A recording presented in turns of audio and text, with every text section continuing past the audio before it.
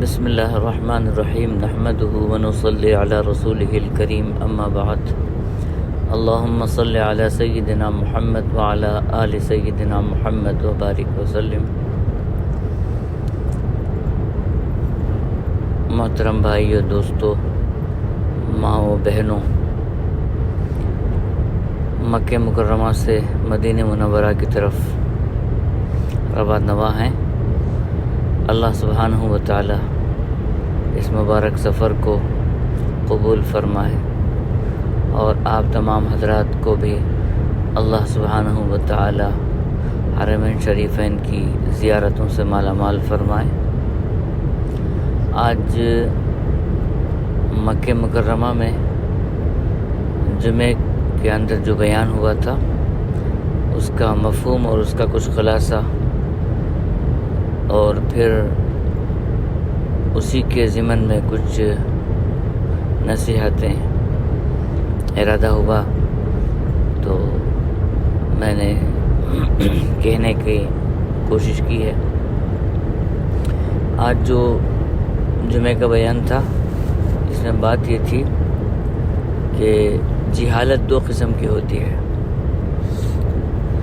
ایک جہالت وہ ہے جو انسان پڑھا لکھا نہیں ہوتا ہے اور تہذیب و تمدن سے دور ہوتا ہے، بالکل بدوی اور دیہاتی قسم کا انسان ہوتا ہے، پڑھا لکھا نہیں ہوتا ہے، تو اس کو تو دنیا جاہل کہتی ہی ہے۔ اور دوسرے نمبر پر جہالت وہ ہے کہ انسان سب کچھ جاننے کے باوجود عمل نہیں کرتا ہے۔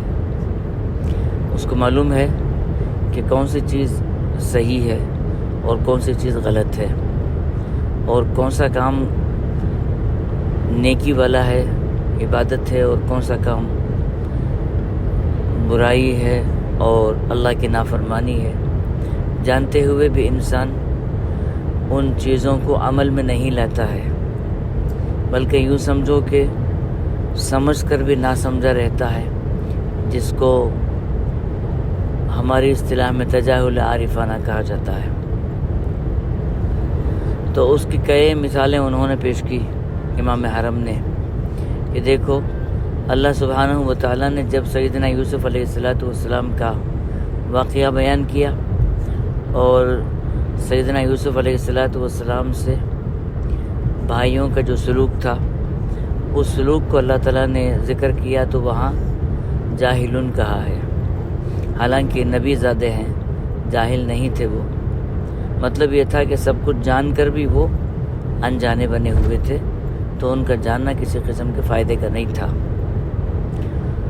اور اسلام سے پہلے سرکار دو عالم صلی اللہ علیہ وسلم کی بعثت سے پہلے لوگ جب درندگی کا شکار تھے، انسانیت سے دور تھے، صحیح بات ہے کہ وہ جہالت تھی، لیکن جب آپ صلی اللہ علیہ وسلم مبعوث ہوئے اور آپ علیہ السلام کی نبوت کو لوگوں نے جان کر بھی ایمان نہیں لائے، تو اس میں اچھے اچھے پڑھے لکھے بھی سب کے سب جاہل ہیں، کیا نصرانی کیا یہودی، بڑے بڑے جو اپنے اپنے مذہب کے اسکالر تھے، علماء تھے، سب کے سب جاہل تھے، کیونکہ وہ حقیقت سے دور تھے، چیز کو سمجھنے کی کوشش نہیں کرتے تھے۔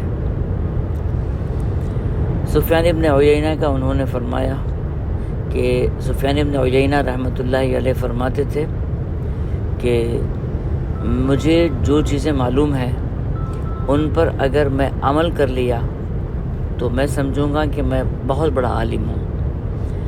اگر میں جتنا علم مجھے اللہ تعالیٰ نے دیا ہے اس علم سے میں نے فائدہ نہیں اٹھایا، جب وقت آئے انسان کو معلوم ہے کہ کون سی چیز حلال ہے، کون سی چیز حرام ہے، لیکن جب مجبوری آتی ہے تو انسان حرام کے لیے بھی ہیلے ڈھونڈتا ہے کہ اس کو کیسے جائز بنا لوں۔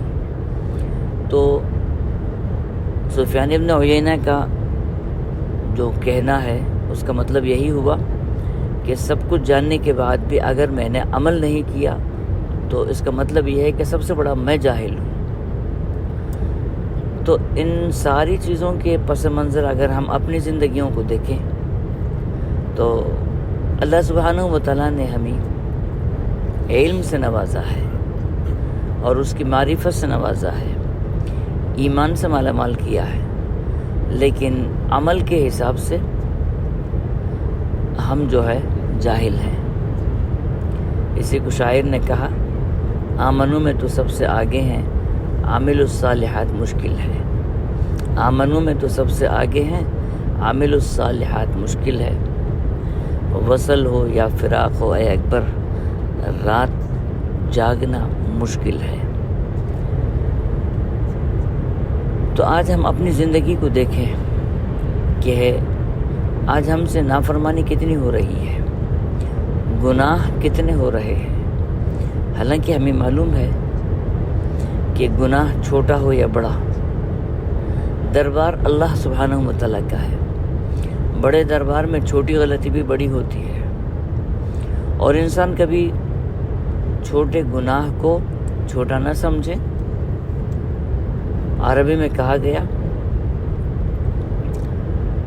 کہ ان الجبال من الحصى، کنکریاں جب جمع ہو جاتی ہیں تو پہاڑ بن جاتے ہیں۔ ایسے ہی انسان جب چھوٹے چھوٹے گناہ کو معمولی سمجھ کے گناہ کرنے لگتا ہے تو اس کی وجہ سے وہ گناہ جو ہے پہاڑ بن جاتے ہیں، پھر اس کے لیے وہ ناقابل معافی بن جاتے ہیں، اور بندہ جب گناہ پہ گناہ کرتے جاتا ہے تو ہدایت کے دروازے اور توبے کے دروازے بھی بند ہو جاتے ہیں۔ اب دیکھیں، گناہ کرنے والوں کی اگر دیکھیں مثالیں الگ الگ ہیں۔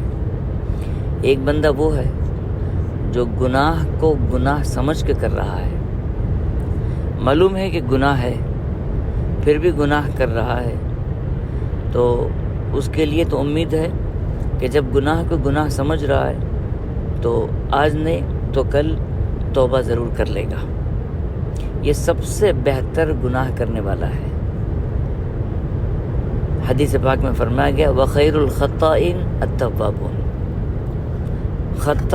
خطا کرنے والا، اور حدیث پاک میں خیر کا لفظ استعمال کیا گیا، بہترین خطا کرنے والا وہ ہے جو توبہ کرنے والا ہے۔